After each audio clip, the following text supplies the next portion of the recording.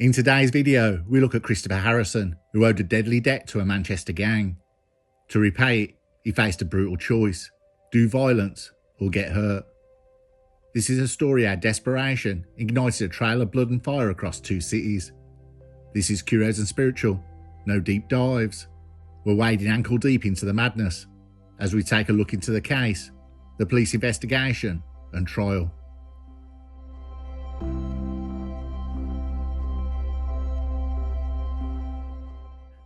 We go to Newton Heath, Manchester, historically part of Lancashire, where ambition takes a 76 bus and never comes back. The estate agents call it up and coming, which usually means someone painted a bench. The local council promised regeneration back in 2004, but all we got was a new bin and some roadworks that never left. It's the kind of place where the pub opens before the post office. Chippies that taste better than any Michelin star ever could. I'll tell no lies, it's a place I know very well, but there's heart here, real working class grit, wrapped up in dry humour and northern charm. Christopher Harrison was born and raised in Newton Heath.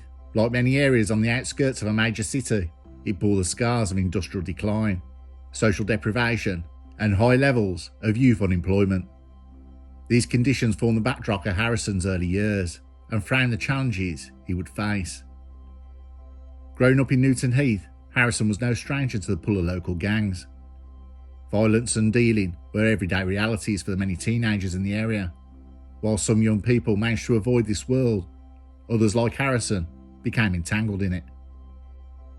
Despite the harsh environment, Harrison shows signs of academic promise in his early education. He attended local schools and achieved 5 GCSEs, including a B in English and a C in mathematics.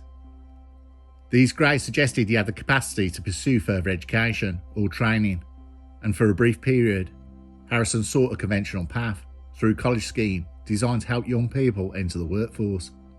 He secured a job at Fujitsu, a multinational IT services company. His role was in IT support, working on the help desk where he handled technical queries, monitored systems. This job offered a glimpse of a legitimate future. Harrison's days were quieter, and he began to imagine a life outside the poverty and violence that had defined his youth. However, this hope was short-lived. In 2019, Harrison lost his job from Fujitsu. After the company started streamlining, his job was taken over by AI chatbots, a significant blow that closed off his avenue of employment and pushed him back into the environment he had tried so hard to leave.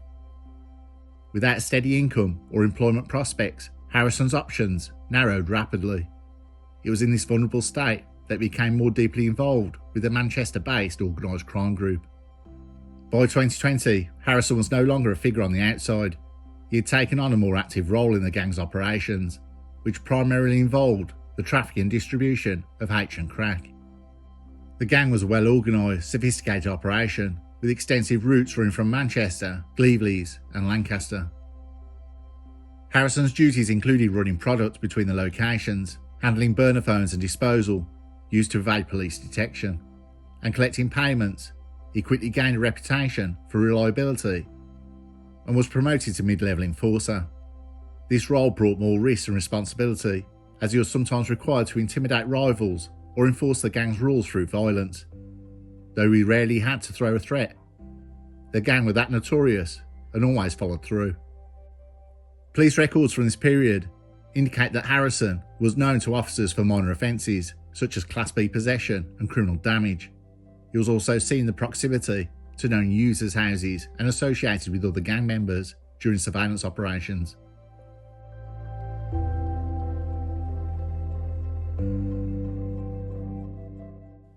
In late 2021, Harrison was assigned with several others a critical task: to oversee a significant Class A shipment valued at approximately £1.8 million to £2 million.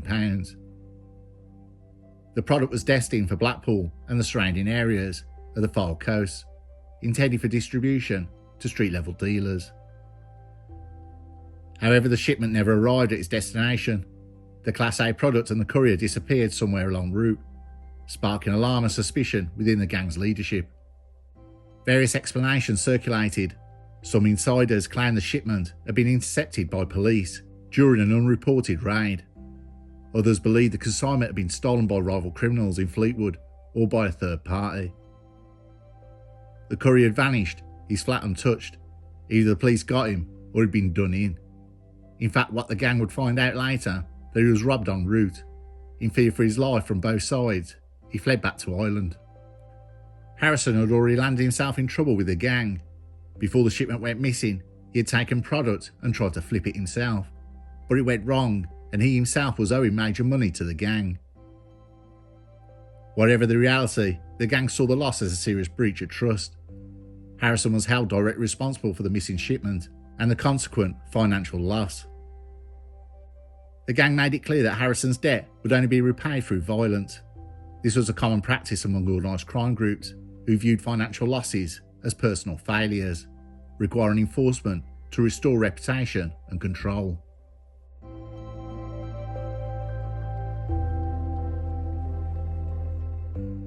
Harrison was summoned to a meeting at a garage in Cheetham Hill, Manchester. 3 men were wearing balaclavas, laid out the terms. He was going to work off the debt by carrying out violent acts on behalf of the gang. The instructions were explicit: intimidate, assault, and burn the property of rival gang members or informants. Harrison agreed, understanding the alternative could be far worse. To assist in fulfilling the gang's orders, Harrison recruited 17-year-old Jacob Humphreys. Humphreys was a recent school dropout with a history of minor offences such as criminal damage and petty theft. Like many teenagers in the area, he was drawn to the gang lifestyle, seeing it as a source of status, belonging and income. On October the 18th, 2021, Harrison handed Humphreys gloves and a machete, signalling his entry into violent gang activity. Harrison briefed him on the first assignment to attack a rival member in Cleveland, a coastal town within the gang's region of influence. 2 days later, on October the 20th, Harrison and Humphreys drove a stolen silver Vauxhall Astra fitted with clone licence plates to Cleveland. Their target was a local dealer affiliated with Blackpool gang that reportedly infringed on Manchester's dealing territory.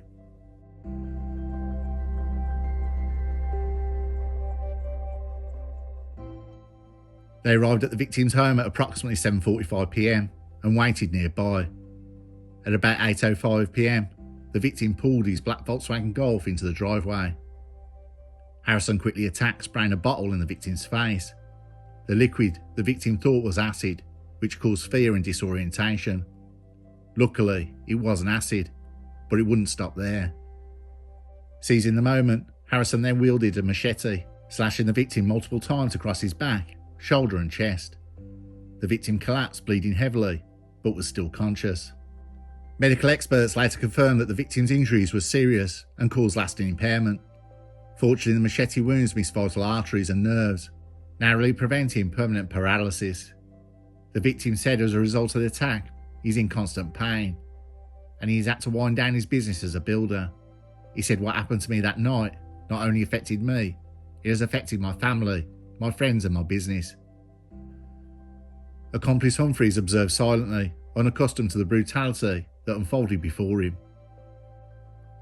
Harrison fled the scene, driving the Astra away from Cleveland. The attack sent ripples through local criminal networks, signalling the Manchester gang's ruthless approach to enforcement.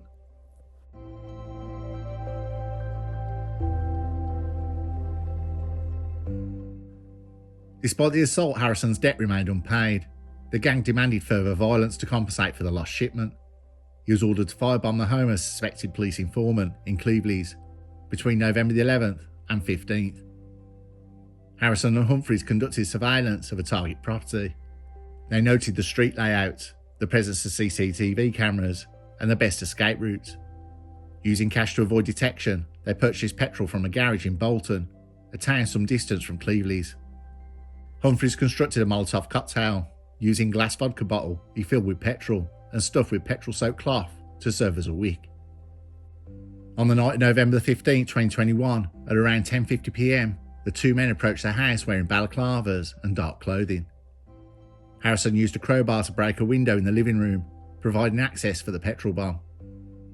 Humphreys lit the Molotov cocktail and threw it inside. The bottle shattered instantly, igniting curtains and furniture. The woman living in the house and her 7-year-old daughter awoke, coughing and disorientated from the smoke inhalation. They fled barefoot through the smoke and flames, escaping serious injury, but suffering psychological trauma and respiratory issues. Firefighters arrived but were unable to save the property, which was later deemed structurally unsafe and was demolished. The family relocated with the daughter developing asthma, attributed to the smoke exposure.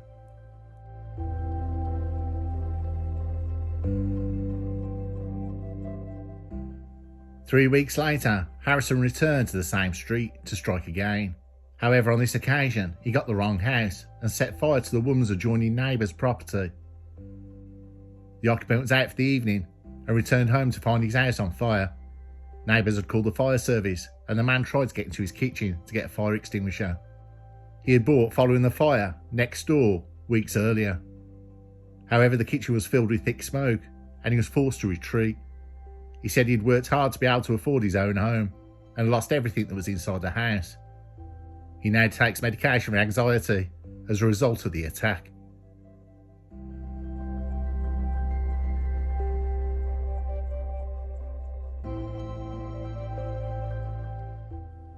The destruction of the Cleveley's house on November 15, 2021 marked a grim escalation in the ongoing gang feud tied to Christopher Harrison's death. The woman and her young daughter who escaped the fire found themselves displaced, traumatised, and facing a long road to recovery. Local authorities and social services became involved to support the family, but the emotional scars ran deep. The daughter, only 7 years old, was diagnosed with asthma triggered by the smoke inhalation, a condition requiring ongoing treatment. The mother reported severe anxiety and persistent nightmares following the attack. The woman was not a police informant. It's those gossips in gangland who talk more than old dears at a bus stop. And if someone higher up in the chain decides you're an informant, there's little you can do to prove otherwise. Neighbours expressed outrage and fear. The normally quiet cul-de-sac was shaken by the violence, and some families relocated voluntarily in the weeks that followed. The community's trust in local safety and policing was severely undermined. Following the firebombing and the earlier stabbing in Cleveley's, Lancashire police recognised the incidents as connected, part of a violent gang retaliation tied up to trafficking networks that operated between Manchester and the Fylde coast. In early December 2021, Lancashire police formally launched Operation Sycamore, an extensive investigation into a series of violent crimes, with the primary aim of identifying the perpetrators and dismantling the gang network responsible. Operation Sycamore involved multiple specialist units, including homicide detectives, forensic teams, digital analysis, and community liaison officers. Investigators were tasked with gathering forensic evidence from the fire and stabbing scenes, reviewing CCTV footage from the area and along suspected travel routes, analysing phone and communication data linked to suspects, conducting surveillance and intelligence gathering on known gang members and associates.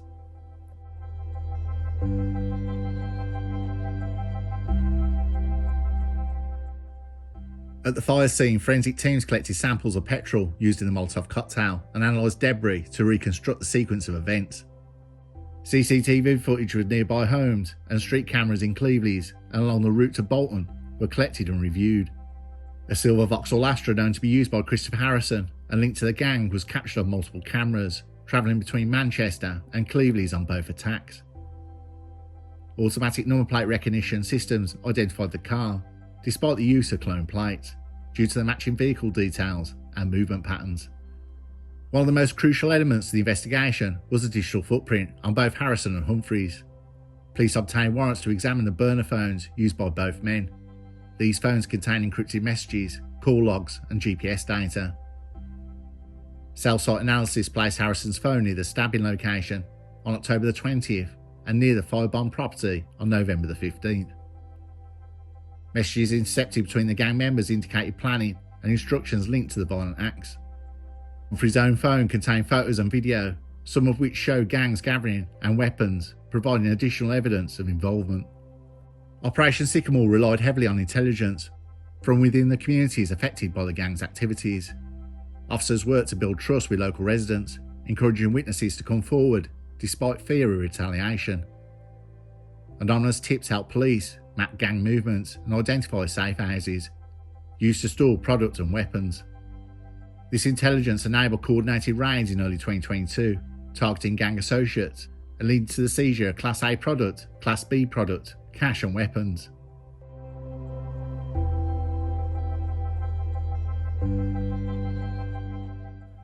On January 6, 2022, police arrested Christopher Harrison at his flat in Newton Heath without any resistance. The arrest followed days of surveillance and a calculated operation to prevent escape. Jacob Humphreys was also arrested 2 days later after attempting to evade capture. Police officers detained him near his friend's house on the outskirts of Manchester. Both men were taken into custody and charged with multiple serious offences, including grievous bodily harm with intent for the stabbing, arson, where life was endangered for the firebombing, and conspiracy to commit violent acts on behalf of an organised crime group. During police interviews, Harrison initially denied any involvement in the firebombing, but admitted to the stabbing, claiming self-defence. Humphreys denied all charges, stating he was coerced and had little understanding of the crimes committed. Investigators confronted the pair with the forensic and digital evidence, including DNA and phone data.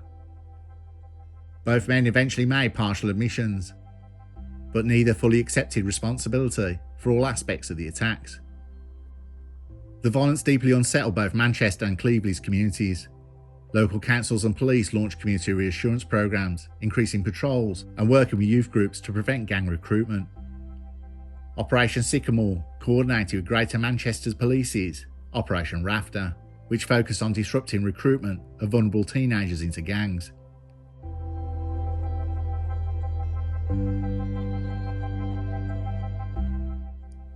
Throughout 2022, the Crown Prosecution Service, the CPS, built a case based on extensive forensic analysis, eyewitness accounts, intercepted communications, and victim statements.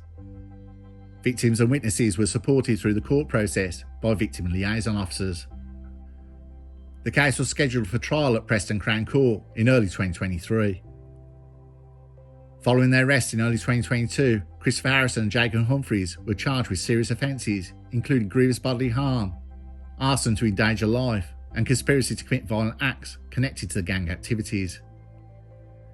Harrison was represented by a legal team specialising in serious criminal defence, who sought to challenge the arson charges and mitigate sentencing for the stabbing. Humphreys was also represented independently, with a focus on contesting involvement and raising issues of coercion. The trial was scheduled at Preston Crown Court for March 2023.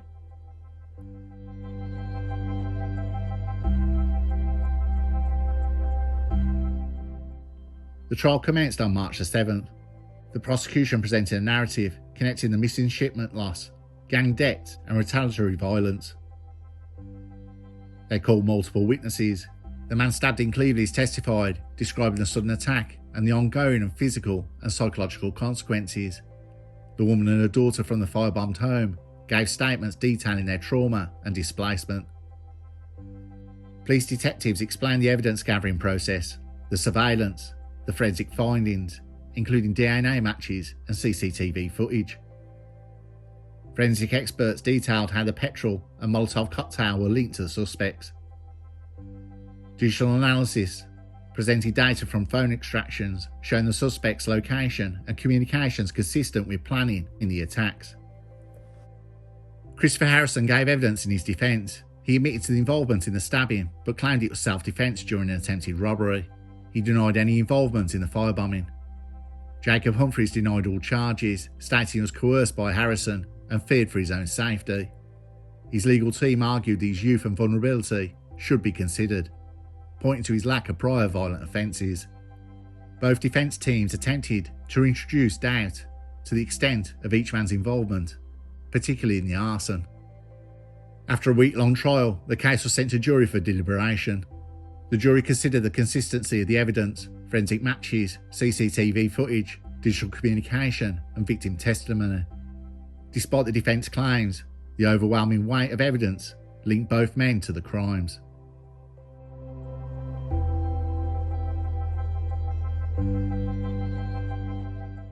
The sentencing hearing took place in May 2023. The judge reviewed pre-sentence reports detailing both men's backgrounds, the nature of the crimes and their impact, Victim impact statements were read aloud, expressing the lasting trauma and disruption caused by the violence. Christopher Harrison was sentenced to 18 years imprisonment, with a minimum term of 12 years before he's eligible for parole. Jacob Humphreys, younger and with a lesser criminal record, was sentenced to 10 years imprisonment, with a minimum term of 6 years. The judge condemned the acts as planned, callous, and part of a wider pattern of gang violence that devastates communities. Operation Sycamore continued to target the wider gang network responsible for the violence. In July 2023, Lancashire Police arrested 3 additional men linked to the Manchester gang in raids across Fleetwood and Longsight. Although no product was seized during these raids, the men were eventually freed due to lack of evidence. Officers believe the arrests and focus disrupted trafficking routes and weakened the gang structure.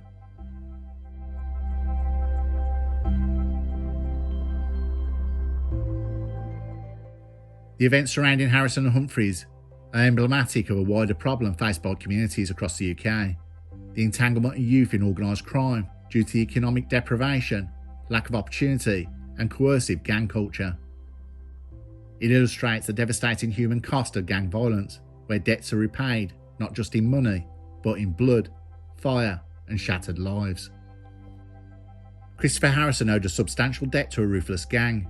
Unable to pay with money, he paid with violence, cutting a man with a machete, firebombing a family home, and forever altering lives.